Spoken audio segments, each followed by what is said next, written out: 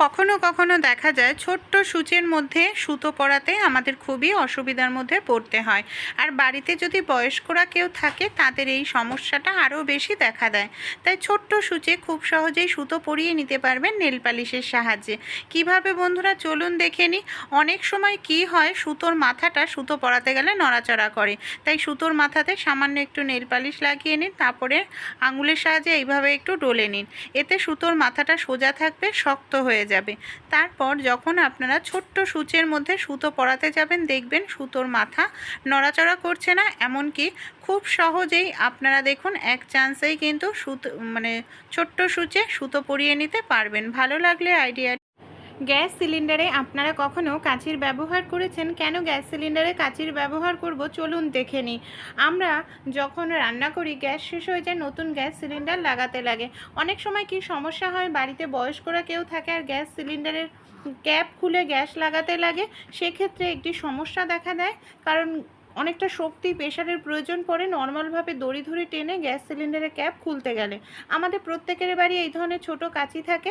Gas সিলিন্ডারের ক্যাপের মুখে কাঁচিটাকে এইভাবে আটকে নিন, তারপর ওপর থেকে হালকা টান দিলেই খুব সহজেই দেখবেন কোনো রকম শক্তি প্রেশার ছাড়াই আপনারা গ্যাস সিলিন্ডারের ক্যাপটি খুলে ফেলতে পারছেন। ভালো লাগলে আইডিয়াটি ট্রাই করে দেখবেন। অনেক সময় আমরা বাজার থেকে অনেকটা পরিমাণ শুকনো লঙ্কা কিনে নিয়ে আসি। হয়তো দেখা যায় প্রত্যেক দিন তো আর রান্নায় ব্যবহার করি না। বেশ কিছুদিন ঘরে থাকলেই শুকনো লঙ্কার মধ্যে ফাঙ্গাস ধরে যায়, আর শুকনো লঙ্কাটা খুব তাড়াতাড়ি নষ্ট হয়ে যায়, কালারও নষ্ট হয়ে যায়, গন্ধটাও ঠিক থাকে না। তাই শুকনো লঙ্কা যদি আপনারা স্টোর করতে চান, শুকনো লঙ্কার মধ্যে সামান্য পরিমাণ একটু হলুদ গুঁড়ো দিয়ে খুব ভালো করে এইভাবে শুকনো লঙ্কাটাকে মিশিয়ে নিন। হলুদ কি করবে, শুকনো লঙ্কার মধ্যে যে ফাঙ্গাস ধরে না, সেটাকে আটকাতে সাহায্য করবে। এমনকি অনেক দিন পর্যন্ত শুকনো লঙ্কাটা আপনাদের টাটকা ফ্রেশ থাকবে। অবশ্যই কোনো এয়ারটাইট কন্টেনার বা কৌটোর মধ্যে আপনারা ভরে রাখুন। ভালো লাগলে ট্রাই করুন। আমাদের যাদের ঘরে ছোট বাচ্চা আছে, অনেক সময় দেখা যায় ছোট বাচ্চারা কি করে, পেন দিয়ে ব্যাগের ওপর নানা রকম দাগ করতে থাকে, লেখা লিখতে থাকে। এতে কিন্তু ভীষণ বাজে লাগে দেখতে।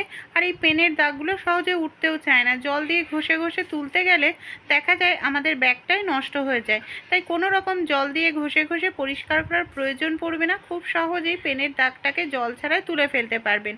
আমাদের কম বেশি প্রত্যেকের বাড়িতে ডেটল থাকে। যেখানে পেনের দাগ লেগেছে সেই জায়গাটায় এইভাবে একটু ডেটল দিয়ে আপনারা যদি আঙুলের সাহায্যে এইভাবে একটু ডলে নিন, দেখুন কত সহজেই পেনের দাগটি আমাদের উঠে গেছে। জলের প্রয়োজন পড়লো না, আর ব্যাগটাও নষ্ট হলো না। ভালো লাগলে আইডিয়াটি অবশ্যই কিন্তু আপনারাও ট্রাই